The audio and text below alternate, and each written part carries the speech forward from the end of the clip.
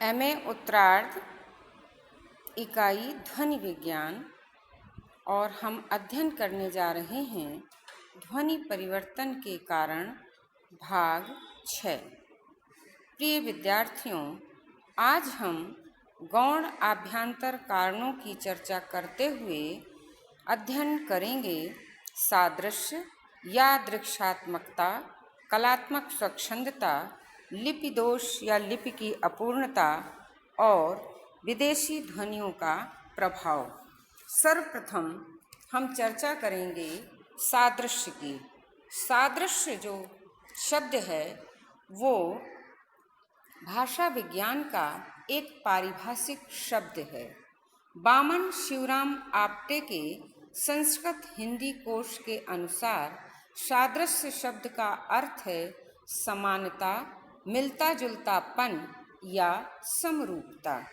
इस अर्थ को समझते हुए हम कह सकते हैं कि सादृश्य में किसी पुराने शब्द को किसी पुराने शब्द के वजन पर उसकी आकृति को सांचे में ढाल लिया जाता है या दोनों शब्दों को रूप की दृष्टि से एक या समान बना लेते हैं, अर्थात दोनों में सादृश्य हो जाता है।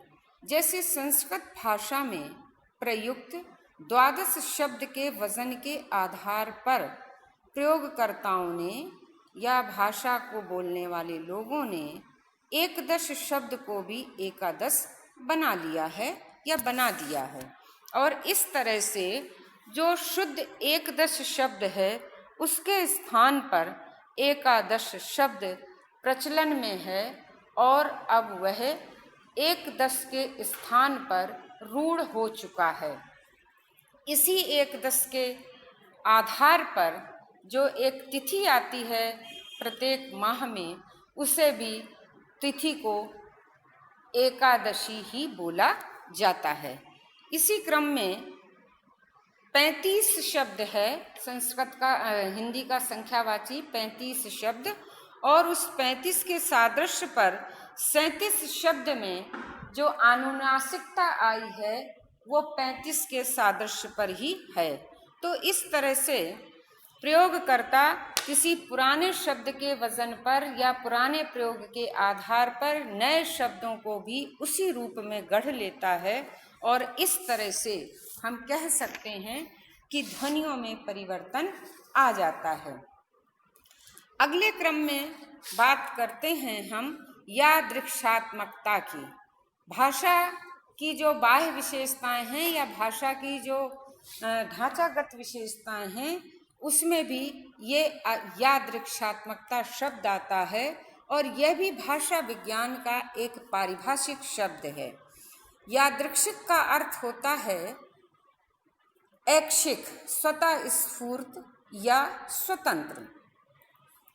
जब प्रयोगकर्ता अपनी इच्छा अनुसार किसी शब्द को गढ़ लेता है और उस गढ़े हुए शब्द को प्रचलन में ले आते हैं, तब ये यादृच्छात्मकता की प्रक्रिया काम करती है। महाभाष्यकार पतंजलि ने भी शब्दों के 4 प्रकार बतलाए हैं। पहला जातिवाचक, दूसरा गुणवाचक, तीसरा क्रियावाचक और चौथा यादृच्छात्मक। यादृच्छात्मक शब्द कभी भी व्याकरण सम्मत नहीं होते। उदाहरण के लिए बड़ा प्रचलित उदाहरण है संस्कृत भाषा का डित्थ शब्द, जिसका अर्थ होता है काठ का हाथी। ये न तो जातिवाचक है न गुणवाचक है, बल्कि ये शब्द जो है रूढ़ है और यादृच्छात्मक शब्दों में एक विशिष्ट उदाहरण के रूप में प्रयुक्त किया जाता है। हिंदी में ऐसे शब्दों की संख्या बहुत अधिक है। स्क्रीन पर देखें आप, रोटी वोटी, पानी वानी, नाश्ता वाश्ता, चाय वाय, लस्सी वस्सी आदि आदि। जब हम इनके रोटी के साथ जो वोटी शब्द है, यदि हम इसका अध्ययन करें या इसके निर्माण की प्रक्रिया को जानने का प्रयास करें तो हमें ज्ञात होगा कि ऐसे कोई भी व्याकरण सम्मत रूप हमें शब्दकोश में देखने को नहीं मिलता। अगले क्रम में बढ़ते हुए अब हम बात करते हैं कलात्मक स्वच्छंदता की। कला अगर देखा जाए तो कला तो सदैव से ही स्वच्छंद रही हो, वो कला किसी भी प्रकार की हो। यहाँ हम साहित्य की बात करते हैं कि साहित्य में भी कवि जब काव्य में प्रयुक्त अपने स्वातंत्र का प्रयोग करता है तो ध्वनियों में भी अनेकानेक परिवर्तन हो जाते हैं। संस्कृत की एक बड़ी प्रसिद्ध उक्ति है कि अपि माशम मस कुर्यात छंदो भंग न कारयेत, अर्थात यदि हमें मास यानी उड़द का मस भी करना पड़े तो हमें कर देना चाहिए, लेकिन छंद भंग नहीं होना चाहिए, अर्थात छंद की मात्राओं में किसी भी प्रकार का दोष नहीं आना चाहिए। जब कवियों ने अपनी छंद पूर्ति के लिए इतनी अधिक स्वतंत्रता ले रखी है तो निश्चित रूप से यदि वे अपने इस स्वातंत्र का प्रयोग करते हुए कविता में किसी भी प्रकार का परिवर्तन करते हैं तो वो ध्वनि परिवर्तन का एक बहुत बड़ा और महत्वपूर्ण कारण बन जाता है।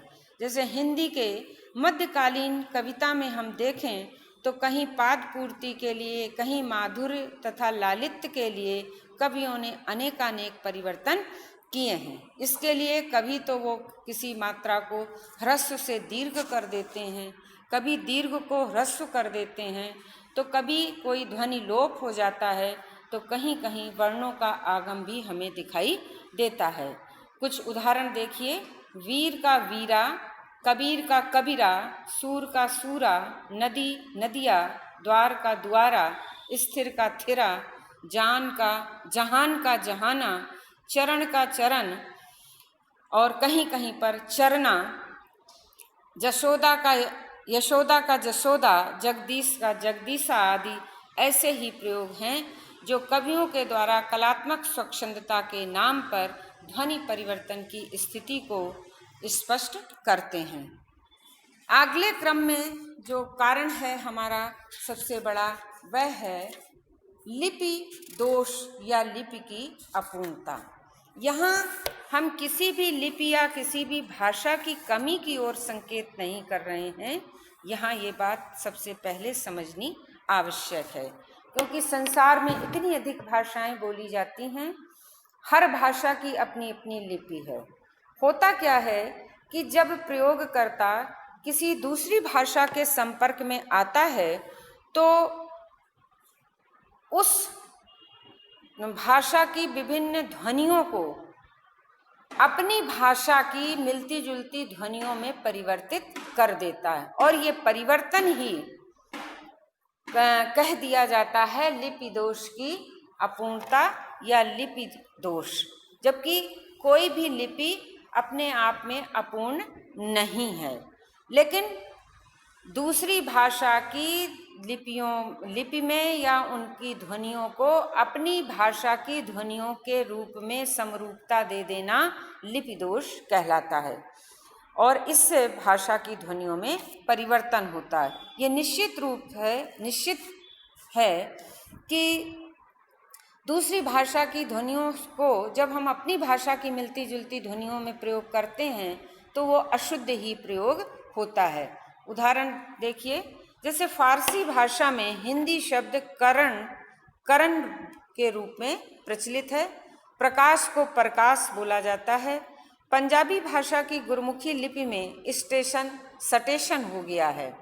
इसी तरह से रोमन लिपि के प्रभाव से हमारे हिंदी के जो राम, कृष्ण, शुक्ल, मिश्र, गुप्त आदि शब्द हैं, वर्तमान में वे रामा, कृष्णा, शुक्ला, मिश्रा, गुप्ता इत्यादि के रूप में प्रयुक्त किए जा रहे हैं। इसके पश्चात हम बात करते हैं विदेशी ध्वनियों का प्रभाव या विदेशी ध्वनियों का हमारी भाषा में अभाव। पिछले कारण से ये मिलता जुलता ही कारण है। वहाँ हमने बात लिपि की थी, यहाँ हम बात कर रहे हैं ध्वनि की। जब विदेशी भाषा के किसी ध्वनि का हमारी ध्वनि में अभाव होता है तब हम उस विदेशी ध्वनि का अपनी भाषा में उसका रूपांतरण कर लेते हैं और यह रूपांतरण ध्वनि परिवर्तन का एक कारण बन जाता है। जैसे हिंदी में की ण ध्वनि अंग्रेजी तथा फारसी में ना के रूप में प्रचलित है। अरबी फारसी से आगत जो ध्वनियाँ हैं 5 क ख ग ज और फ हिंदी में वो क्रमशः हिंदी के ही रूप में प्रयुक्त की जा रही हैं। सामान्यतः उनमें नुक्ता लगाने का कोई प्रचलन नहीं है। हिंदी की इसी प्रकार ता ध्वनि अंग्रेजी में टी के रूप में प्रयुक्त होती है या प्रचलित है और इस तरह से विदेशी ध्वनियों के प्रभाव के कारण और अपनी भाषाओं में उन ध्वनियों के अभाव के कारण अर्थात ना होने के कारण भी ध्वनि परिवर्तन होते हैं। अगले क्रम में अब हम बात करेंगे ध्वनि परिवर्तन के बाह्य कारण की, जो वातावरण जनित कारण हैं इति।